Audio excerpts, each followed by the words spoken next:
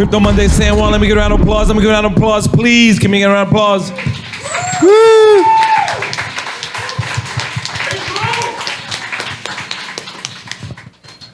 I want to thank y'all for making it out here, man. You know, it's been a while since I've seen it. I don't recognize like 80% of y'all, but my name is Pedro Rivera. I happen to be the host and the founder of Crypto Monday San Juan. Thank y'all all for blessing us with your presence. I want to welcome to our community, well, first and foremost, return to our communities, Miss Omayra Matos from the Boys and Girls Club Puerto Rico. Give a round of applause for me. Thank you. Thank you for having me. And this gets right here. The man has been working quietly in the background. He's been avoiding my glance somehow or some way, but we've just recently connected, and in the process of connecting, we're gonna do great things together because I love what he's doing, I love what he's about, and I'm gonna call on our community to help. So if you're here and you're here for a purpose, you gotta appreciate what this brother's doing. Go ahead and introduce yourself, tell him a little bit about who you are and what your network is, sir. Thank you, Pedro. My name is Erick Pinos. I'm Costa Rican Ecuadorian. I moved here to Puerto Rico back in May of last year. And I'm the president of the Blockchain Education Network. It's a 501c3 nonprofit started in 2014 that educates and empowers students around the world to learn about blockchain, get careers in the space, do anything that they want to do in this space. Great. Well, Erick Pinos is being a little humble about what he's doing, but I happen to think that ultimately providing blockchain education is going to be one of the biggest gifts that we can give to my Puerto Rican people. I deal a lot with regulators in a lot of different places in my travels, and I live half-time in Dubai and half-time here in Puerto Rico. And a lot of the projects that we deal with, ultimately, we end up in conversations with lawmakers and attorneys both. And the conversation always comes up frequently about regulation. And what I like to express to people is everyone in this room, all of us here included, none of us got into this space because it was regulated. We got into this space because we were educated. And once we learned about crypto, from that point on, it turned on something in us that made us want to learn more and get more actively involved. So give Mr. Erick Pinos a round of applause for educating our people.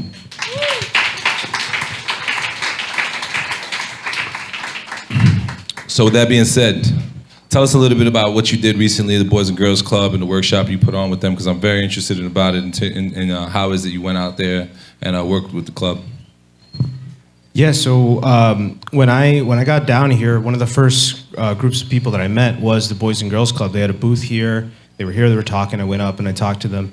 And I asked if they had any blockchain workshops as part of their program. They told me about an entrepreneurship class that they were running, teaching some students, ages like 10 to 16, how to be entrepreneurs. So I kind of laid out how we could teach these students about blockchain in some way. I wasn't sure yet, but I went to visit the spot that they had in Bayamon, which is an amazing spot. So me growing up in New Jersey, I wasn't part of the Boys and Girls Club, but I was part of these different groups to like teach kids about how to be entrepreneurs. So very, very impactful. I saw this room where these kids had art on the walls. The whole room was full of art. And then it made sense. Let's teach these kids how to mint this art as NFTs. They can make these NFTs. That's one, a creative outlet for them, two, an entrepreneurial outlet because, you know, people are buying and selling NFTs for millions of dollars. We have kids in Europe, kids in Africa and India that are making and selling NFTs and making a living. So that was the first workshop that we wanted to host. We did it back in November. It was 30 students. We taught them how to mint their first NFT, and it was through art. They created the art, took a picture of it, uploaded it, we minted it. We even auctioned one off at Puerto Rico Blockchain Week. And our plan is to host many more of those kinds of workshops going forward. And the result was... What you got for us? Yes, we used the art in the Metaverses event during Blockchain Week, and we raised more than $100,000 for Boys and Girls Clubs. Round of applause. Yes.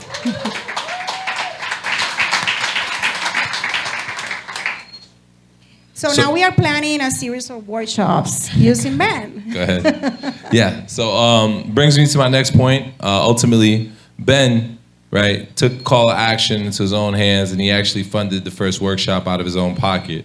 Now, for a lot of us here today, how many of you here for Act 22, Act 60? Give me a round of applause. Give me a round of applause and raise your hand, do something.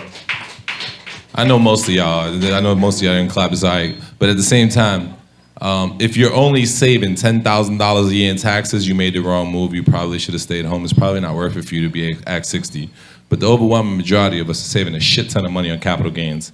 If you're saving more than a shit ton of money in capital gains, man, see if you can help out programs like these that do the most impact with the least amount of funding that are in the most deserving areas of our community that can also provide a true education into the field that's giving you these blessings.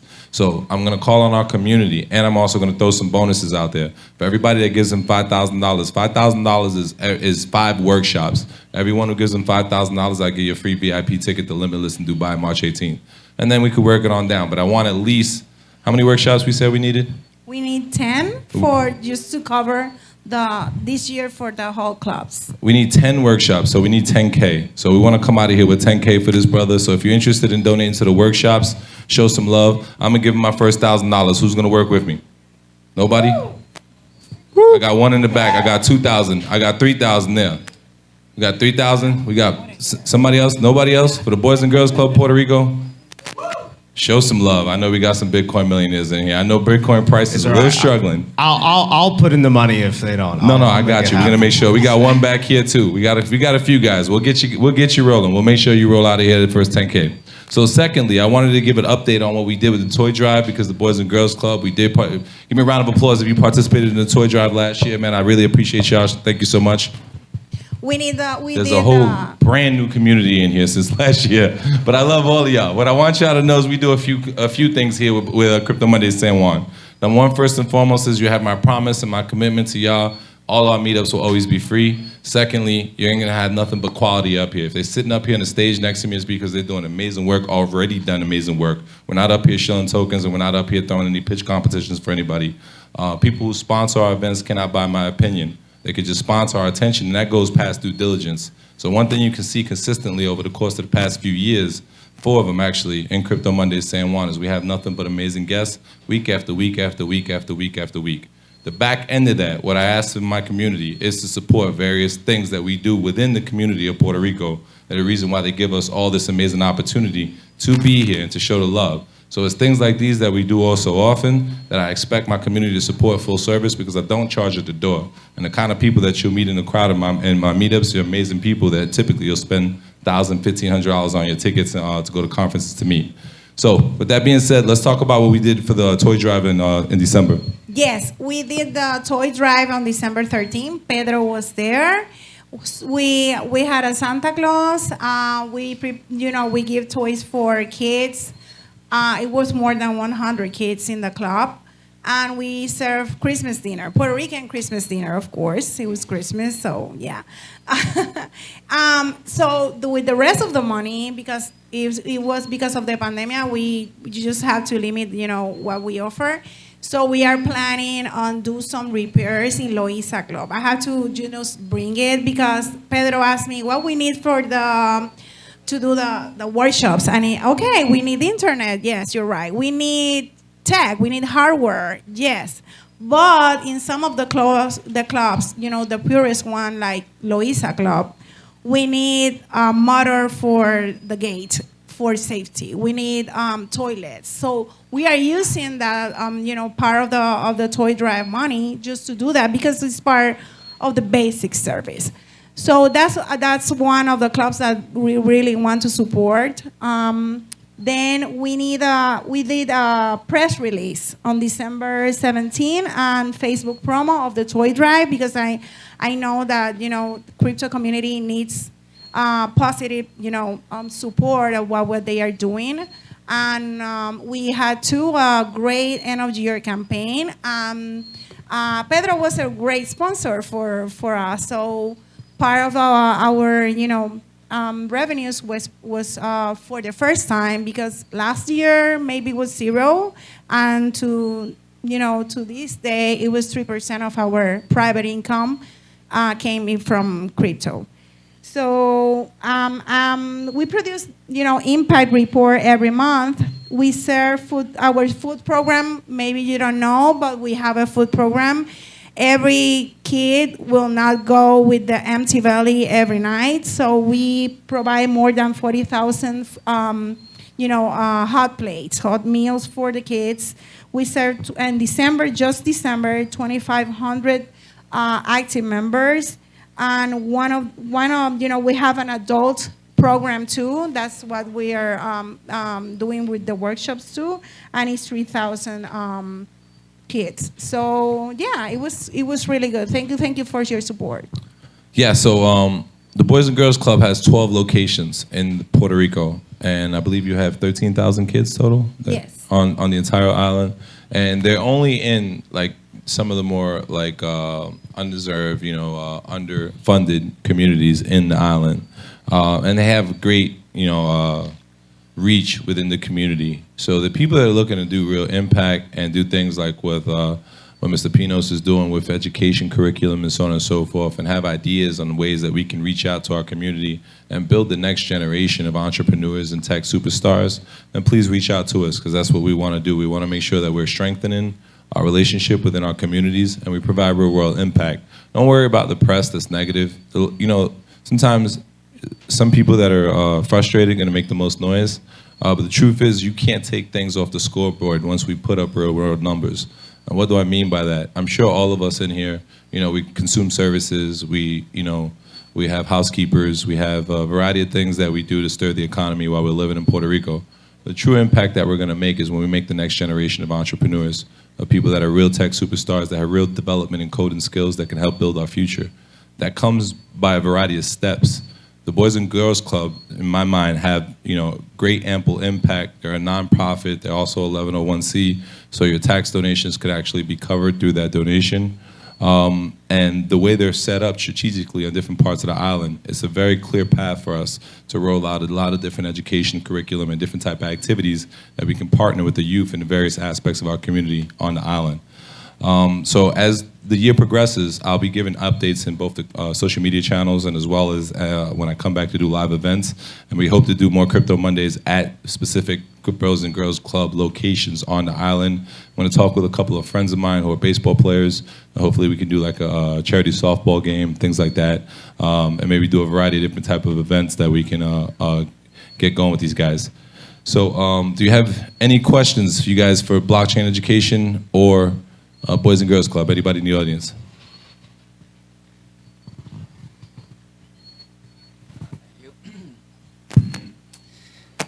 Thank you guys. So I just have a question. When you guys are doing these workshops, how are you giving your presentation? Is it English, Spanish? How are you guys presenting the material? I think that would be something good to touch up on. Good question. Yeah, so that's a good question. And Greg knows the answer to this because he was actually a volunteer at the first workshop. He was there and he was helping students mint their NFTs at the laptops. But we did it all in Spanish. We have Spanish curriculum that was created for us by student volunteers in other countries. We're present in Colombia, Argentina, Spain. Me coming here, I just wanted to focus on Puerto Rico, what we could do here. They're given in Spanish. We get volunteers to help us with each workshop so the kids get the hands-on attention that they need. There's question and answer sessions. And this topic was on minting NFTs, but we want to do different kinds of workshops with different groups, depending on what their main interests are. We want to teach students how to code in blockchain applications, how to use DeFi, how to get involved with these DAOs and all these different ecosystems, with the goal of helping them get a job in this space, or for the more entrepreneurially minded, starting their own project in this space. Yeah, and the fact that they do so in Spanish is a tremendous benefit, because you get 20 minutes outside of San Juan and most people don't speak English. And that's something that we fail to realize because we tend to live in this bubble here in what's known as La Área Metro. But yeah, so ultimately we want to make sure that we're giving that curriculum in Spanish, and we want to make sure we're supporting this brother for a variety of ways. If you can't do so financially, maybe you have some free time on your hand to volunteer to help tutor some of these curriculums. And then I can't stress enough, curriculum itself. If you have access to curriculum, if you're able to create curriculum, please see what you can do to step up and help us out. Any other questions? Come on up here, come on up here, come on up here. Come on up here. So where do you sign up as a volunteer? You're going to come see us as soon as we get done with the panel. Next question. Yeah, hi, hello everyone. I incorporated a 501c3 in the U.S. and here with the Department of State in Old San Juan, and that was in 2005. Now, my question to you is, you're a recent nonprofit, very recent. How is the blockchain system working for your nonprofit now? Like, how is it working out for you? Like, can you share with us something Yes, about that? well, with Benny specifically, we're going to be his fiscal sponsor because he's not having the 1101 tax exemption here in Puerto Rico. You Not need yet, that not yet. to We're gonna work receive on donations from Atsisti. So in this case, we're going to be his fiscal sponsor. As for us, so yes, we incorporated in 2014. We got our 501c3 in 2015. We've been through all the ups and downs of the bear market. We use blockchain in our own systems. Like we accept crypto donations. We try to use it in the way that we manage our systems to make us more transparent as a nonprofit, show people where the money's going. I think blockchain is very good for nonprofits to use, but also it's a very good way for people to get involved, right? Because all these new things, these paradigms of DAOs and DeFi and NFTs, there's a lot of opportunities to fundraise through NFTs, opportunities to teach students those things. Yeah, and the kids will know another way to get money, to get revenue, to have. They don't have to be the worker. They can be their own business, people. Hi. Joshua Johnson. One of the reasons why I actually came down for this trip was to visit some orphanages and less fortunate kids to give back. So metahug.org as well. So have you guys thought of like connecting an NFT per child to help with fund and educate and help basically track their journey? For Big Brother, Big Sister? Yes, we are trying to we have a financial program, but we are going to do our next step is trying to put a curriculum into our financial program because it has to be, we are dealing with minors, so we have to be very careful how we approach that. Right. We can't give them money, Right. or wallets. So we have to teach them how to do it when they are, they are not minors. So. Yeah, I look up a lot to Big Brother, Big Sister, and those kinds of programs where the students get one-on-one mentoring and tutoring. There is a lot of difficulty, especially with the younger you go, with minors and the students under COPPA and all that. But what we've done thus far is, okay, the students make art. Let's have them make art, and these art pieces can be sold, and then this could be a way for those students to get additional revenue. And the students can stay, pseudonymous, like they don't have to reveal everything about themselves, but we're still able to impact particular students depending on how active they choose to be and how far they want to go with us. And do you think zero-knowledge proof blockchain will help with that in the future? Yeah, I think so. That helps. Zero-knowledge proof is a privacy protocols that you can introduce into blockchain. I think that could help because, although it is tricky with regulations, because when we get donations of crypto, for example, with the IRS, we're required to disclose every donor that we get, and we're required to say exactly where the money is going. So, we do everything by the book. That's how we've kept our 501c3 for this long. But, I'm a very big Web3 guy, Metaverse, crypto, everything within crypto. So we're actively trying to integrate these protocols into the nonprofit itself and the way that we operate. Well, we'd love to integrate and see how we can support you guys. Yeah, and you're welcome to volunteer. That's what I'm talking about. Anybody else? Way back here, way back here, way back here. It's a lot of new people here. I want to meet every last one of y'all, all of y'all. I want to meet all of y'all. If I don't know you, you got to come up, shake my hand, and say something to me. What's up, brother? How you doing? Hi, so we're new residents to the island just since January 2nd, but we've been involved with Boys and Girls Club for a number of years. 1998, my wife was estimating. That's great. So if you're in Palm Beach, that might have been one more. Yeah. Yeah, so a couple of questions I have.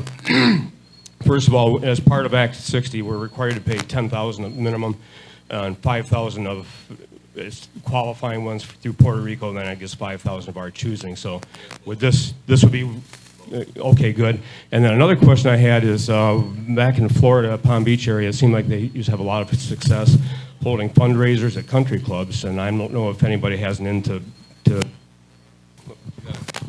Okay, I don't know if anyone here has an into Dorado Beach. We don't live in Dorado Beach, but if you were to hold a fundraiser at one of the country clubs like that, I'm sure you could have a good turnout and probably raise. I'm trying to find a champion in Dorado. You can be the one. Well, we don't live there, but the people we're renting from do, so that might be an in.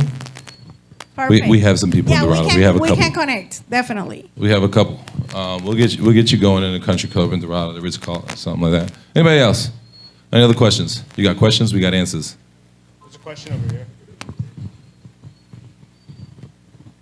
But I have to tell you, we had a very, very good end of year campaign with Act 60. They were very, very generous with us. So thank you so much to all of you. Just curious, is there a trend in the artwork you're seeing that the kids are creating, or is it all over the place with the type of art? And also, is there anything that's cultural tied into the art that they're producing?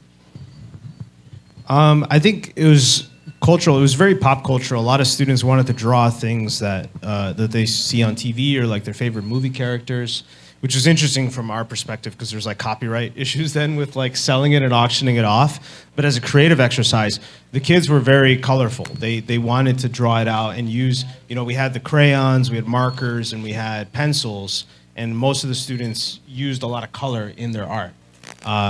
So yeah. Let me get a round of applause, Mr. Erick Pinos and Miss Omayra Matos, please. Thank you.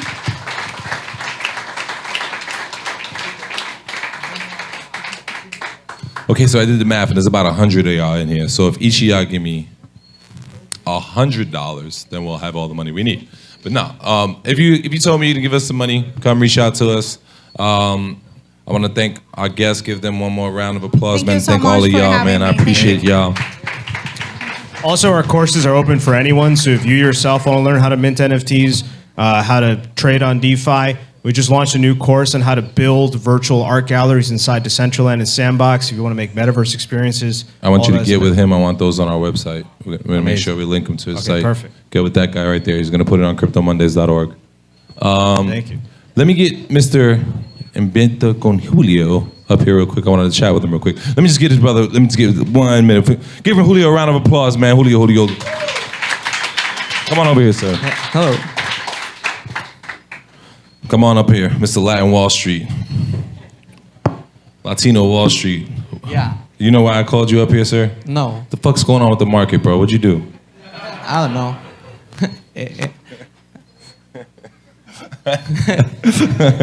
Yeah, this was very unexpected. What's going on? What's going on with the market, brother? What's happening these days? I actually think that we're in a bear market because we have been like. Get him off the stage, y'all. Get him off the stage. Oh. Who got him up here? Where's security? Well, and I think that when the Fed talks in Wednesday. You talk bear market, feds. You got any other good shit to say about No, here? no, that's what I'm actually like looking at. You wearing a wire? All right. So, what else we got? We got any good news in the forecast? Buy the dip. By the dip. Yeah. That's actually the best thing I heard all day. Listen, the truth is, man, we've seen this movie before, and this is the most beautiful part. And my homie Brock Pierce, shout out to you, Brock. You gave me this 4 years ago when I got bumped my head on my first bear market. Bear markets, they bear fruit, and bull markets produce bullshit. So when you see all the froth that's been in the market over the past year, you can actually see why that's evident. So what happens is, if in fact we are entering the bear market, and if in fact it extends, say, 8 months, a year and a half, whatever that is, what you'll see after that is who's really in this industry and who's just here because they think they're gonna get rich in the next 6 weeks, right? And what happens is you hold on to those relationships, and when the next bull run comes, that's when you can be rich like Invento con Julio over here. But no, I wanted to give you guys a shout out, man. Latino Wall Street's been doing great things on the island as well. They've been educating our people in Spanish, doing a bunch of good workshops, him and Tony Delgado. I watched Tony Delgado start from scratch, man. I'm really impressed and proud of his story. And Julio as well. Julio started out with not much, and now these kids is doing great. So more extension into our Puerto Rican family. We want to build more roots here as we bring in more and more entrepreneurs and successful people into the space. We want to integrate with our community locally and make sure that we point out the people that can help you get involved in the community. We have projects that actually matter, and they're not taking your money and dumping it into their pockets and driving foreign vehicles and shitty roads. It's not smart to drive nice cars here. But let's get a round of applause for Invento con Julio. He says, buy the dip, y'all.